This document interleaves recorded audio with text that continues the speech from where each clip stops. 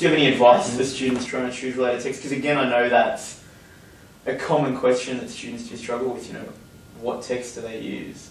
Yeah, again, like it's a really difficult question to answer in a general way.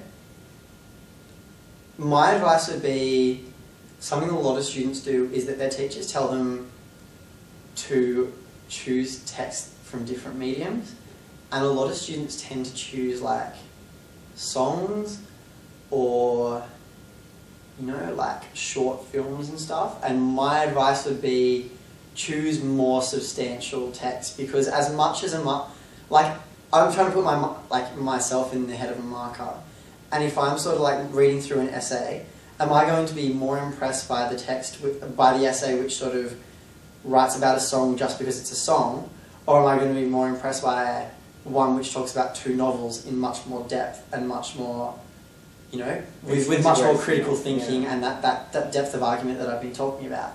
I'm going to be impressed by the second one, because that's what they're looking for, is you to be able to argue articulately and coherently. And I don't think that like just because you're writing about a song, yeah. And I think also when you talk about songs and stuff, like they want you to analyze the song structure and like get into a lot of like that musical theory depth, which is really strange, I think. And the same thing applies with like people who look at artworks and cartoons. I would say never do that, because a lot of people fall into that trap. And again, if you're looking at artworks, like they want you to do an art analysis, and you're not, like, that's not what English is. It's all about words more so, and I suppose visual language to some extent. I think films are okay, as long as they're good films, not like Mean Girls. A lot of people do Mean Girls and stuff like that, so just don't do Mean Girls, the OC or Gossip Girl. But yeah, otherwise, as long as you've got more substantial text, I mean, they have to be complex ones, as I said, like not ones that are overly simplistic. And in terms of going about finding these, it sounds like, particularly if they're more complex, you're going to have to do a fair bit of reading and research. Yeah.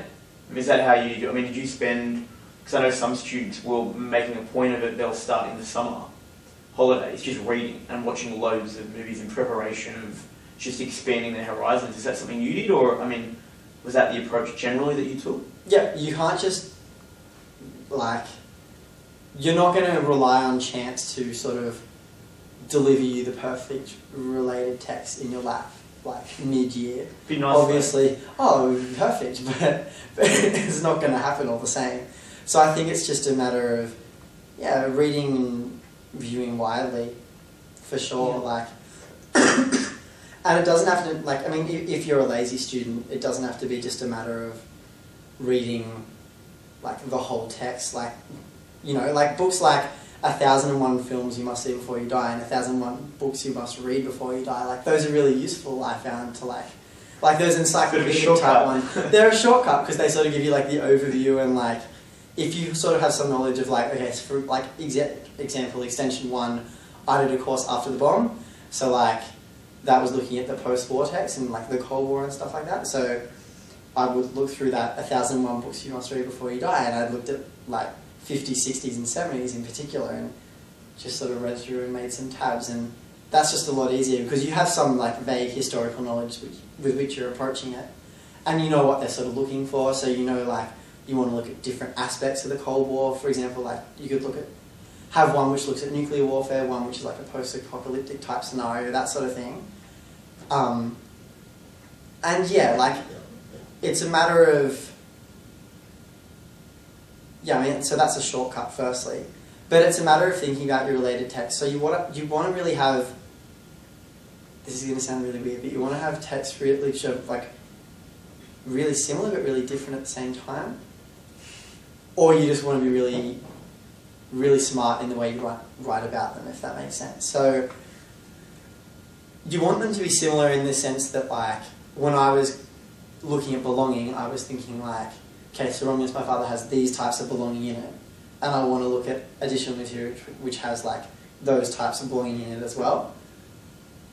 But by the same token, I wanted them to be different and have like different conclusions about it. So like, I read a short story by this Australian writer called Nam Lee, and he sort of writes about, because Romulus, my father, is all about the son's relationship with his father and growing up in Australia and all that.